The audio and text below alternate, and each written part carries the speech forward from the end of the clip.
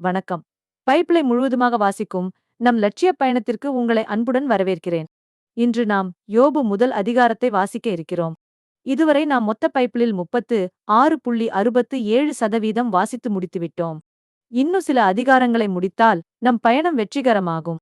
இன்றைய வாசிப்பின் மூலம் அந்த இலக்கை இன்னும் முன்னோக்கி நகர்த்துவோம். வாங்க தொடங்குவோம். சாத்தான் யோபைச் சோதித்தல். ஊசு என்ற நாட்டில் யோபு என்ற ஒருவர் இருந்தார். அவர் மாசற்றவரும் நேர்மையானவருமாய் இருந்தார். கடவுளுக்கு அஞ்சி தீயதை விலக்கி வந்தார்.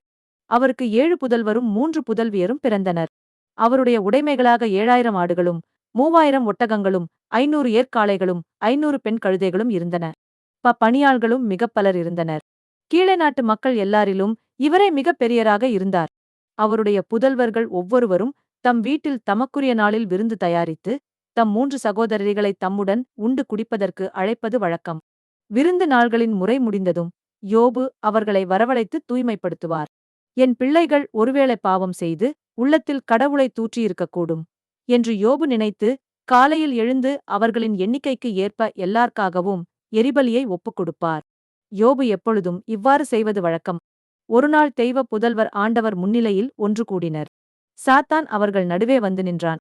ஆண்டவர் சாத்தானிடம், எங்கிருந்து வருகிறாய் என்று கேட்டார்.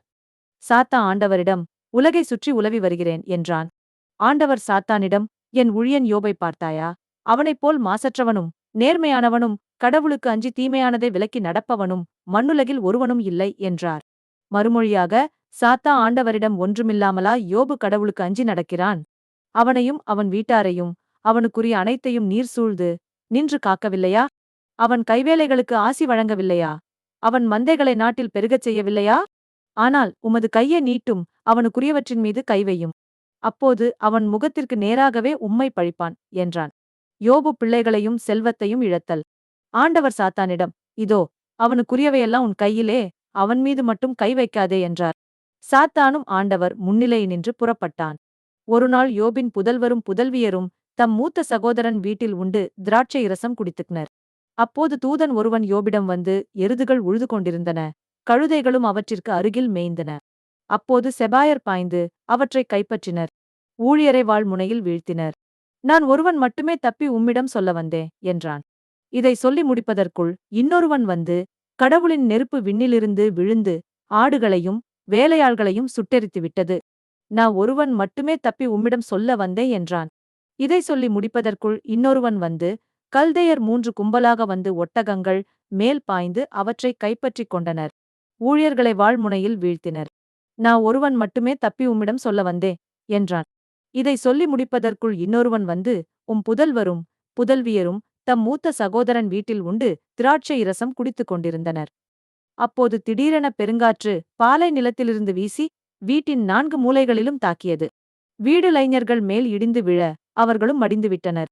நான் ஒருவன் மட்டுமே தப்பி உம்மிடம் சொல்ல வந்தேன் என்றான். யோபு எழுந்தார். தம் ஆடைகளை கிழித்துக் கொண்டார். தம் தலையை மழித்துக் கொண்டார். பின்பு தரையில் விழுந்து வணங்கி, என் தாயின் கருப்பையினின்று பிறந்த மேனியனாய் யான் வந்தேன். அங்கே திரும்புகையில் பிறந்த மேனியனாய் யான் செல்வேன். ஆண்டவர் அளித்தார், ஆண்டவர் எடுத்துக்கொண்டார். ஆண்டவரது பெயர் போற்ற பெறுக என்றார். இவை அனைத்திலும் யோபு பாவம் செய்யவும் இல்லை, கடவுள் மீது குற்றஞ்சாட்டவும் இல்லை. நாம் 1189 அதிகாரங்களில் 437 அதிகாரங்களை நிறைவு செய்துவிட்டோம். இன்னும் சில அதிகாரங்களை வாசித்தால் முழு பைபிளையும் முடித்துவிடுவோம். நாளை அடுத்த அதிகாரத்தை பார்க்க சந்திப்போம்.